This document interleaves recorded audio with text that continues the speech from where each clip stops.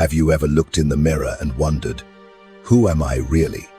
Not your name, your job, or your role in someone else's story, but the real you.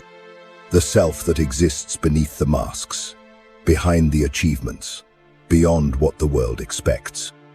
Most people go their entire lives without ever meeting that person. We live in a world of roles, routines, and rules.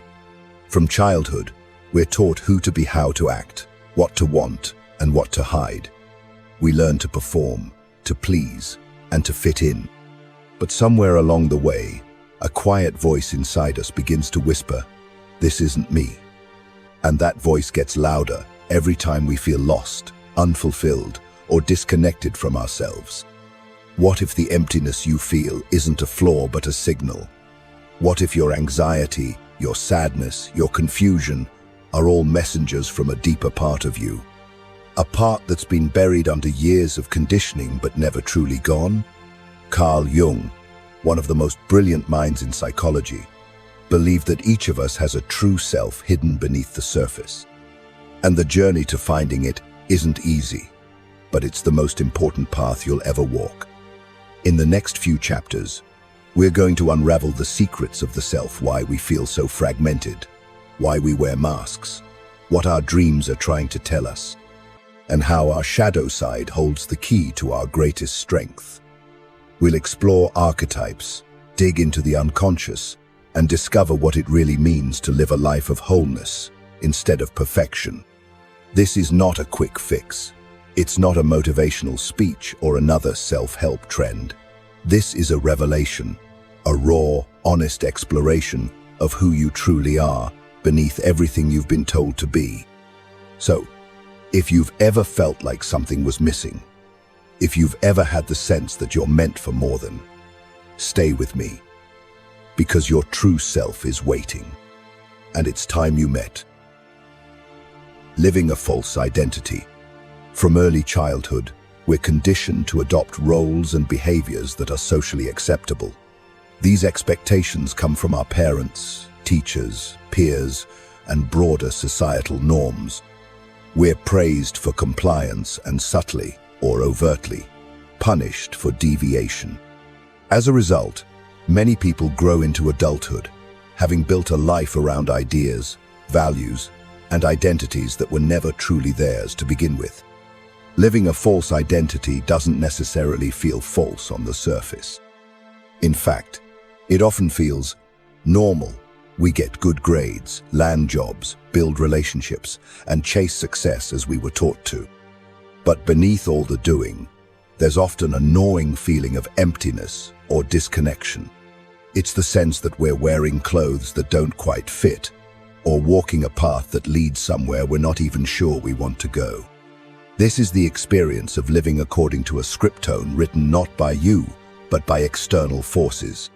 The tragedy lies in how normalized this has become. Most people never pause to question whether their desires are truly their own.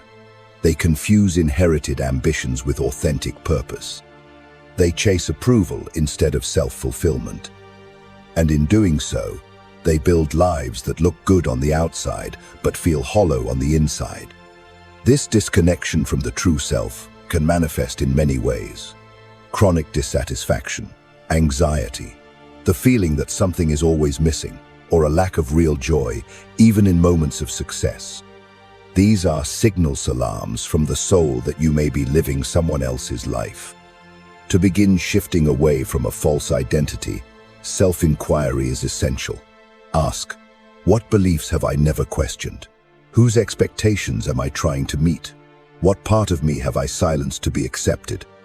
Living authentically doesn't mean rejecting everything from the outside world. It means examining it and choosing what genuinely resonates with you. Recognizing you're living a false identity is not a failure. It's the first step toward freedom. Once you see the mask for what it is, you can start to peel it away and rediscover who you truly are underneath. 2. The persona. Your social mask. Carl Jung introduced the concept of the persona to describe the mask or facade that individuals present to the world. This social mask allows us to function within society by adhering to its norms and expectations. For example, you might wear a different mask at work than you do with close friends or family. In many ways, the persona is useful and even necessary. It's the bridge that allows you to interact in different social contexts. However, problems arise when the persona stops being a role and becomes your only identity. When you become overly identified with the mask, you begin to forget there's a real self behind it. This is when people fall into the trap of living for appearances, shaping their thoughts, behaviors, and even desires to fit what they think others expect of them. You might find yourself constantly smiling when you're hurting, nodding in agreement when you actually disagree, or pursuing goals that don't resonate with you just because they look good. Over time, this creates a widening gap between the life you're living and the person you truly are. That gap leads to feelings of emptiness, emotional fatigue, and a profound sense of disconnection. The persona isn't inherently bad, it's a tool. But like any tool, it's dangerous if misused. If you only ever show the world a filtered, curated version of yourself, you risk losing touch with your core identity. And, ironically, in trying to gain acceptance through the persona, you often feel more isolated than ever, because no one truly knows the real you. To rebalance, it's important to become conscious of the masks you wear. Start noticing when you're performing versus when you're being real. Reflect on where the persona has helped you, but also where it has hindered you from being authentic. You don't need to discard your social roles entirely, but you do need to remember they are roles, not your essence. In shedding over-attachment to the persona, you begin the journey toward living more freely, truthfully, and deeply, qualities essential for real connection and inner peace. 3. The shadow, repressed aspects of the self. Jung's concept of the shadow represents the parts of ourselves that we deny, repress, or hide because we've been told they are unacceptable. These can include anger, envy, vulnerability, lust, weakness, or even positive traits like creativity, boldness, or assertiveness, anything we learned as children or later in life that was wrong, bad, or too much. The shadow doesn't disappear just because we push it away. In fact, what we repress often grows stronger in the unconscious. It influences our decisions, sabotages our relationships, and clouds our self-perception. Have you ever overreacted to a minor criticism or felt an intense dislike for someone without knowing why? Often, that's your shadow at work, triggering you to react based on repressed pain or denied emotions.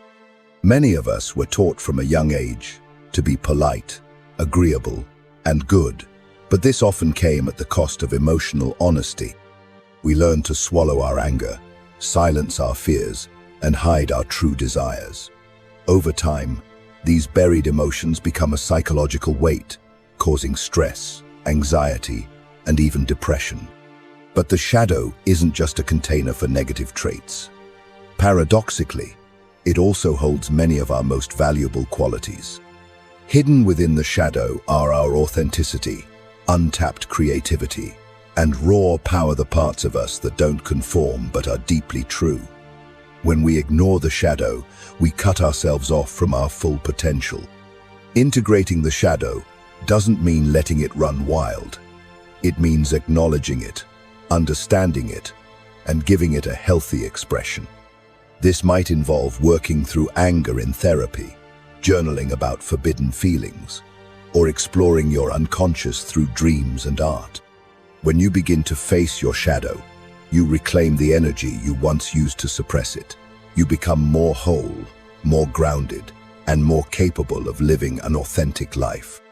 As Jung famously said, one does not become enlightened by imagining figures of light, but by making the darkness conscious. 4. Confronting the shadow. Path to integration.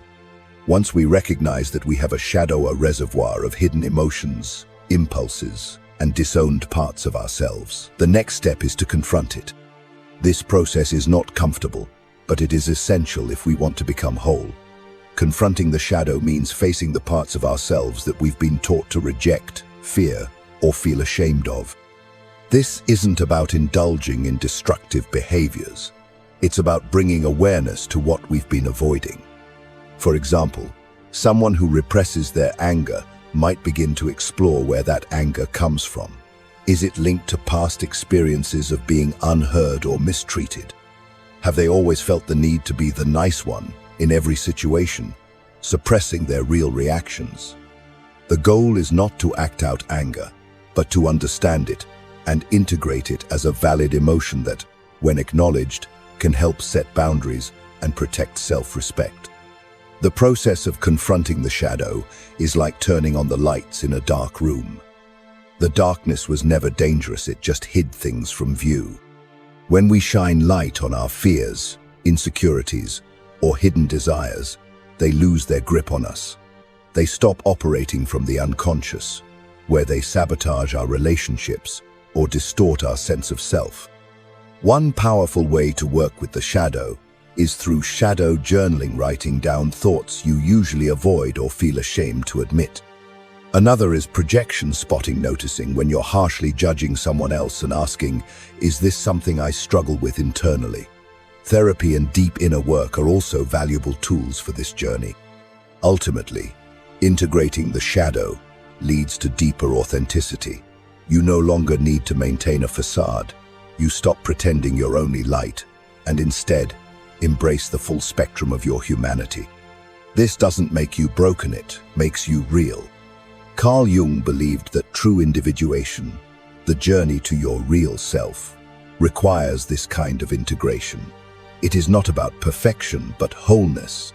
By owning our shadow, we become more compassionate, more grounded, and more in control of our lives.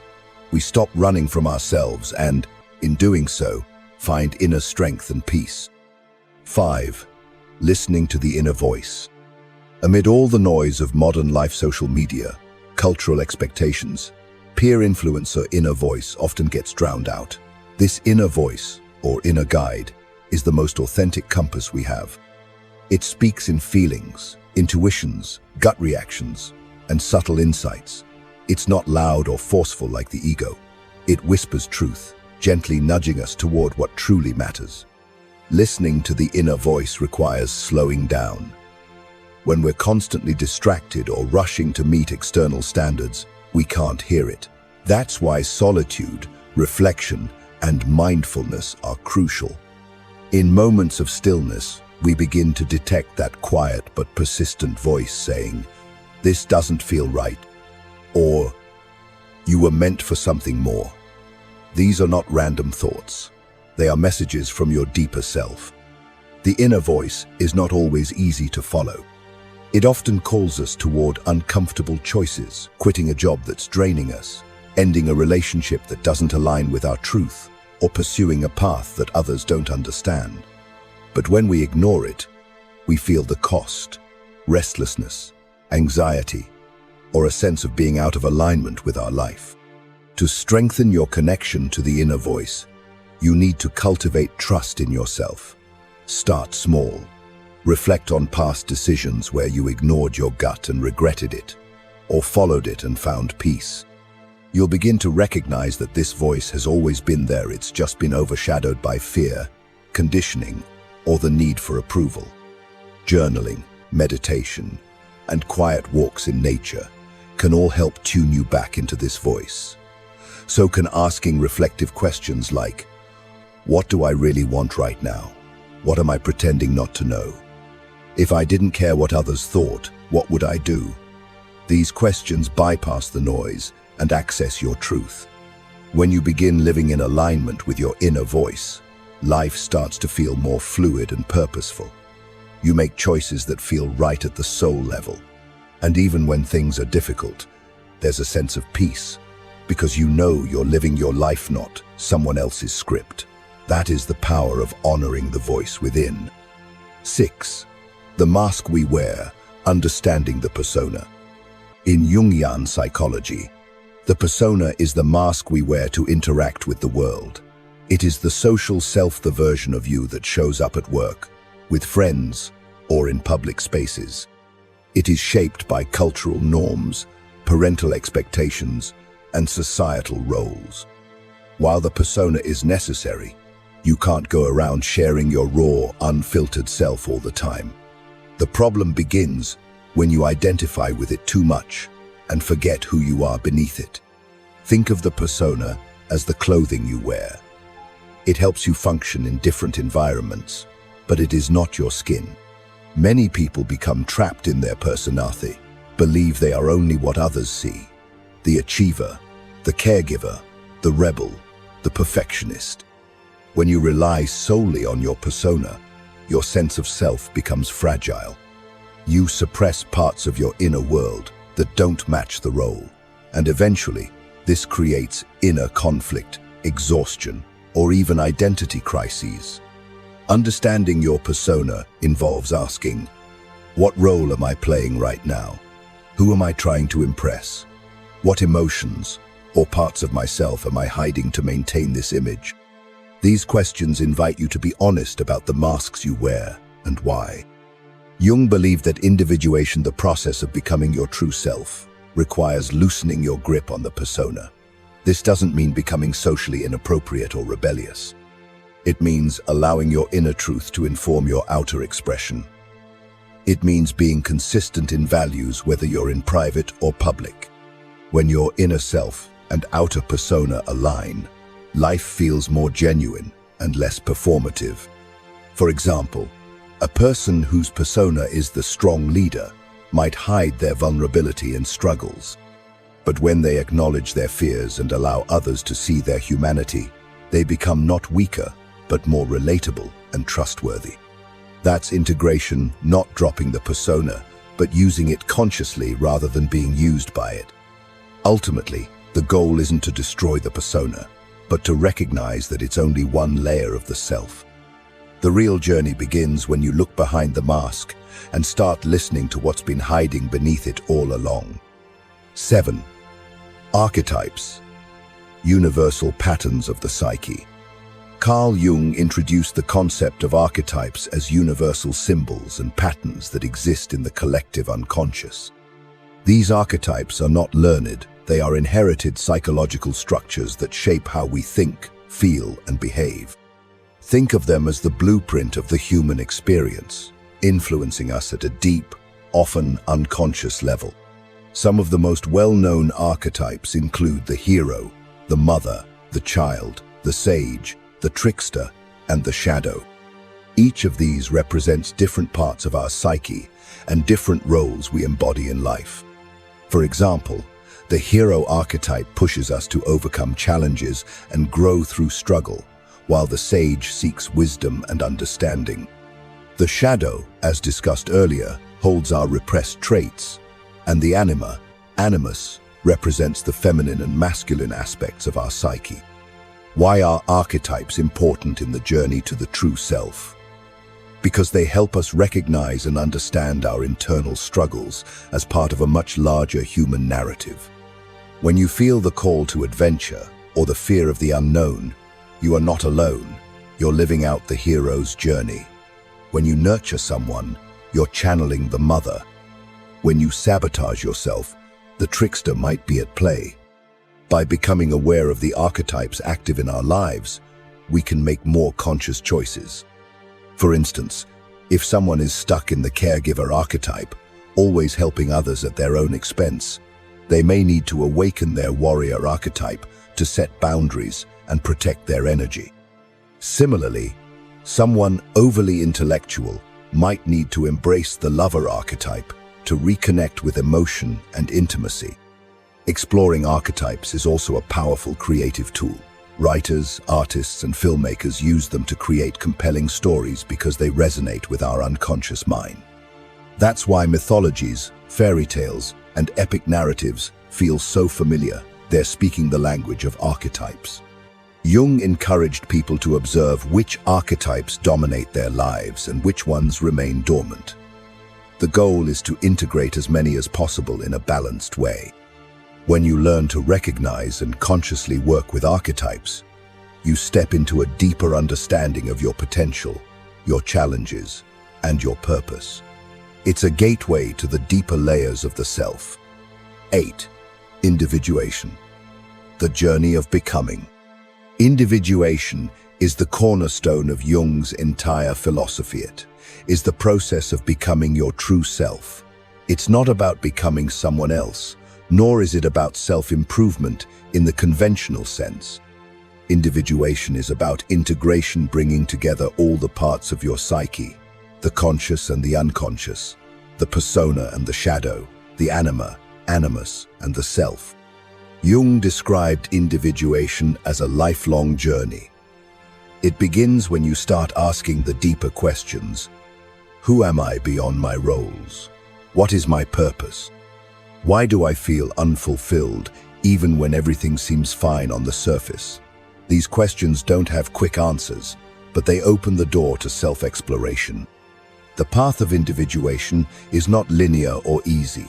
It often begins with a crisis moment when the old way of living no longer works. This can come as burnout, depression, existential anxiety, or a sense of being lost. These aren't signs of failure, they are invitations to grow. They are the psyche's way of saying, there is more to you than this. Through individuation, you begin to confront the shadow, release old masks, the persona, and integrate deeper aspects of yourself. You stop outsourcing your identity to culture, family, or approval. You stop living on autopilot. Instead, you start choosing from a place of authenticity. It also involves connecting with what Jung called the self, the central organizing force of the psyche that encompasses both conscious and unconscious elements. The self isn't the ego. It's the higher version of you that sees the full picture. When you align with the self, life feels more harmonious. Decisions become clearer. There's less internal conflict and more flow. Individuation is also about wholeness, not perfection. You don't become a saint, you become real. You hold your light and your darkness with equal compassion, and you live in a way that reflects your deepest values, not just your conditioned beliefs. In a world that constantly pushes conformity, individuation is a radical act. It is the return to your center. It is the sacred path back to you. 9. The role of dreams in self-discovery. For Jung, dreams weren't random mental noise, they were messages from the unconscious. He called dreams the royal road to the unconscious because they reveal what our waking mind cannot see. In the journey to discovering the true self, dreams become an essential guide. Dreams speak in symbols, metaphors, and archetypes. They often reflect hidden fears, unacknowledged desires, or unresolved conflicts. While the conscious mind filters and rationalizes, dreams bypass those defenses and go straight to the truth. For instance, recurring dreams of being chased might point to something in your life you're avoiding. Dreams about falling may reflect a fear of losing control. Even bizarre or surreal dreams carry meaning your unconscious speaks in a different language, and decoding it can reveal powerful insights. One of Jung's most significant contributions was the method of dream analysis. He encouraged people to write down their dreams and explore their personal and symbolic meanings. It's not about using a dream dictionary, but rather asking, what does this image mean to me? What emotion did I feel in the dream? Where do I feel this in my waking life? By studying your dreams over time, patterns emerge. You may notice archetypes like the wise old man, the shadow figure, or the anima, animus appearing. These figures aren't just characters, they're representations of different parts of your psyche trying to get your attention. Engaging with your dreams helps bridge the conscious and unconscious mind. It's like having a nightly conversation with your deeper self. You begin to understand your motivations, your fears, and your inner blocks not intellectually, but experientially. That awareness brings healing. Many people have experienced life-changing insights through dreams, realizing they're in the wrong job, understanding the root of an emotional wound, or even encountering the self in symbolic form.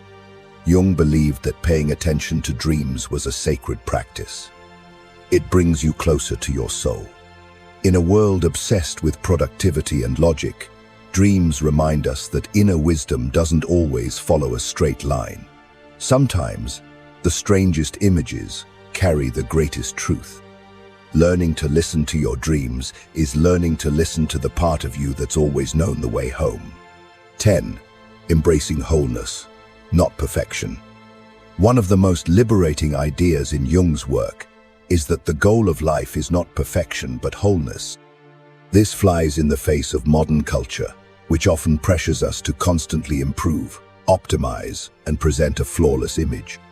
But Jung believed that true self-realization comes not from fixing ourselves, but from embracing all of who we are, even the parts that are messy, broken, or incomplete. Wholeness means owning the light and the shadow, the strength and the vulnerability, the rational and the emotional. It means accepting contradictions within yourself. You can be both brave and afraid, generous and selfish, loving and angry. These aren't signs of failure, they're signs that you're human. Perfectionism, by contrast, creates a mask. It feeds the ego's desire to be admired, accepted, or in control. But behind the perfect image often lies anxiety, shame, and a fear of not being enough. When you chase perfection, you disconnect from your real self. You become a performance, not a person. Jung encouraged people to move towards self-acceptance. That doesn't mean giving up on growth, it means growing from a place of compassion instead of criticism. When you make peace with your imperfections, you become more open, more grounded, and more capable of real transformation. Wholeness also means embracing the mystery of who you are. You are not a fixed identity. You are a constantly evolving processor story still being written. Jung saw the psyche as a living ecosystem, and each part, even the uncomfortable ones, has a role to play in your development. To live from wholeness is to live in harmony with yourself. You stop rejecting or suppressing parts of you and instead listen to them. You stop chasing an ideal and start living your truth. This doesn't mean life becomes easy, but it becomes real. And in that realness, there is deep peace. In the end, your true self is not a perfect version of you, it is your whole self. And the journey to embracing that self is the most important journey you'll ever take.